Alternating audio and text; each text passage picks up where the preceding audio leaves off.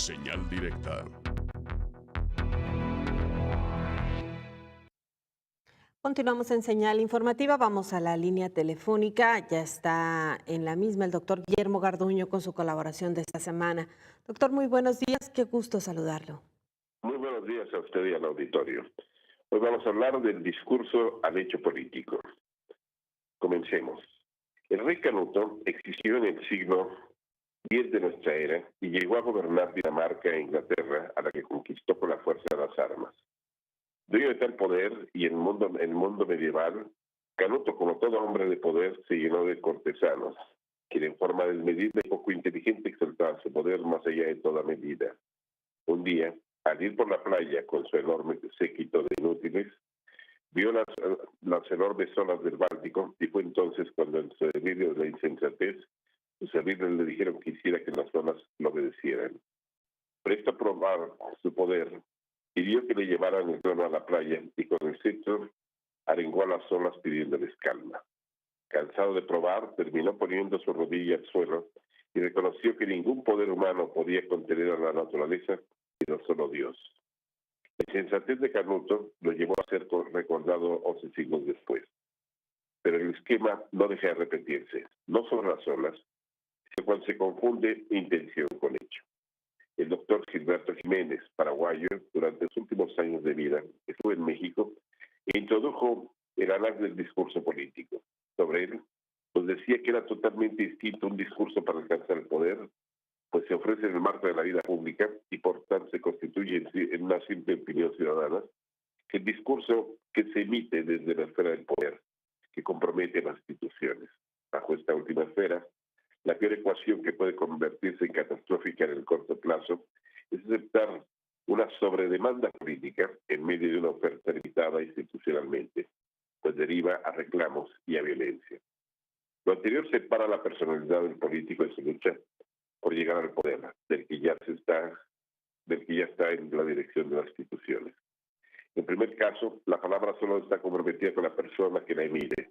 En el segundo caso, las instituciones y su capacidad de respuesta se constituyen en el cómo que se convierte en un problema técnico-administrativo que expone de un riguroso proceso de evaluación y seguimiento para valorar los resultados de las acciones. Además de que en la medida en que comprometen los recursos públicos, tiene que considerar que estos siempre estarán muy por debajo de las crecientes necesidades de ser satisfechos, porque las instituciones en su complejidad no parten de la simpleza de que se manda y luego se obedece, sino que el mandato pasa por la mediación de lo probable, lo posible y la resistencia humana.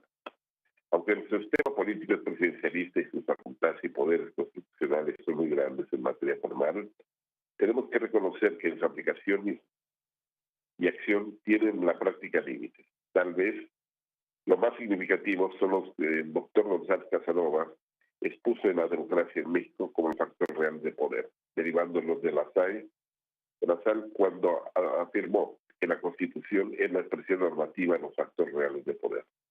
De esta manera, la Iglesia, el Ejército, los concentradores de la riqueza y los caciques y hombres fuertes regionales son el poder real en el que se cimentan las instituciones de México, pues fueron forjándose en el proceso histórico. Por tanto, ningún presidente lo puede ignorar ni pretender separar lo político de lo ideológico o lo económico y lo militar, pues son inseparables. Pese a su innegable presencia y poder real de estos factores, ya sabes quién contesta con soberbia y dice, me cansa de ansia. Por lo que el presidente, ya en funciones, lo primero que hace es lanzar un triple reto.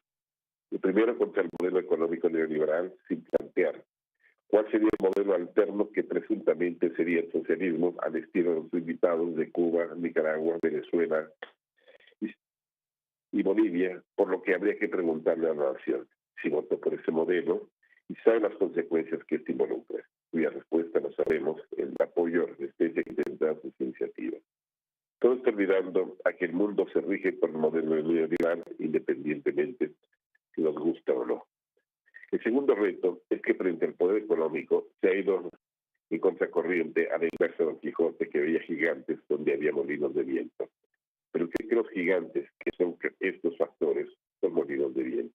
Por ello, lo Jesús Ruiz Heroles dio una vez un memorable discurso cuando afirmó que afectar las fuerzas sin vencerlas es provocarlas para que reaccionen y se vuelva contra quien las agredió. Así me colegio Ríos y así le fue.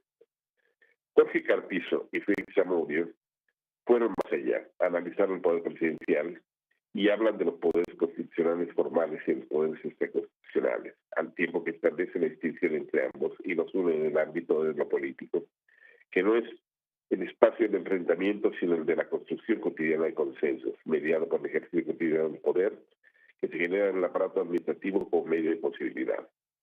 El tercer reto fue afirmar antes de hacer que cumplirá con todo lo prometido y acabará con la corrupción.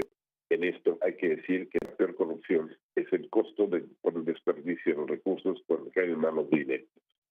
Y en cuanto a promesas, Canuto reconoció que no era Dios.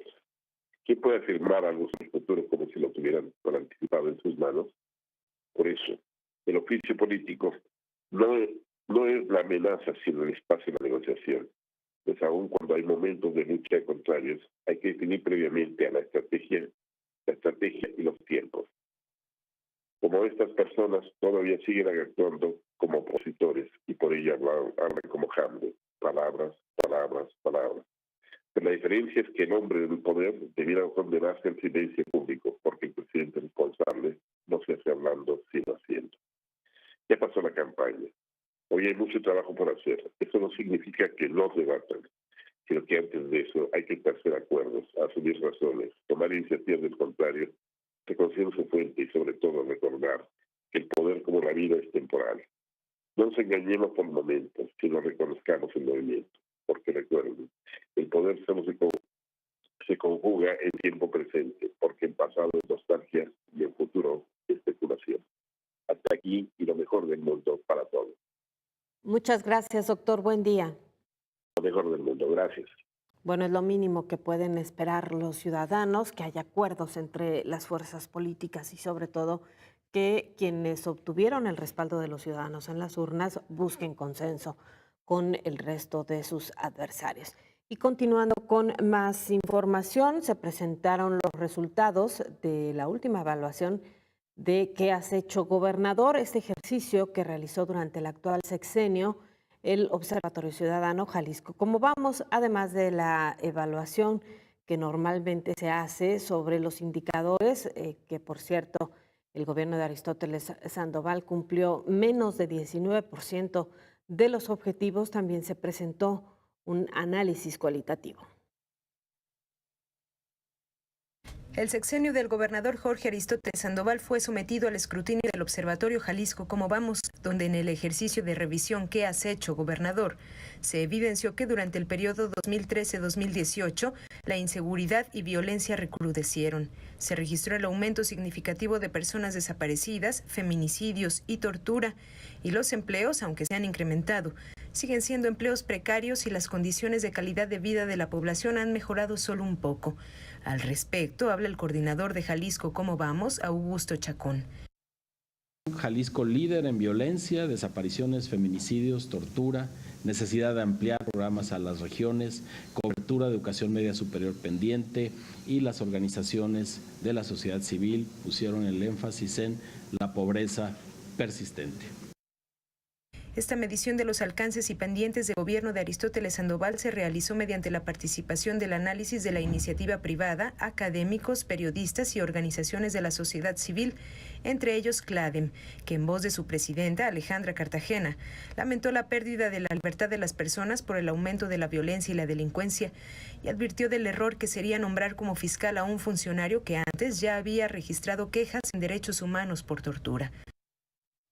La mayoría hemos cambiado nuestras formas de movernos en la ciudad porque efectivamente tenemos miedo, ¿no? Porque hay una situación de corrupción, de impunidad, incremento de violencia donde sabemos y tenemos muy claro que podemos ser la que sigue o el que sigue, ¿no?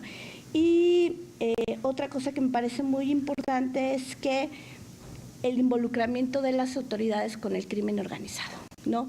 Me parece que este nivel de violencia que estamos viviendo en el país, en el Estado, no sería lo que es si no hubiera el involucramiento de las autoridades, por omisión o por acción. Entre las periodistas que participaron estaba Sonia Serrano, conductora de noticiarios de Canal 44, y quien dijo que en materia de impartición de justicia, el sexenio de Aristóteles Sandoval está reprobado por no consolidar un sistema de justicia penal efectivo y garante de derechos humanos. Se le había apostado muchísimo en la actual administración a que sería un cambio radical en el respeto a los derechos humanos y en una garantía de justicia. Sin embargo, desde la asignación de los recursos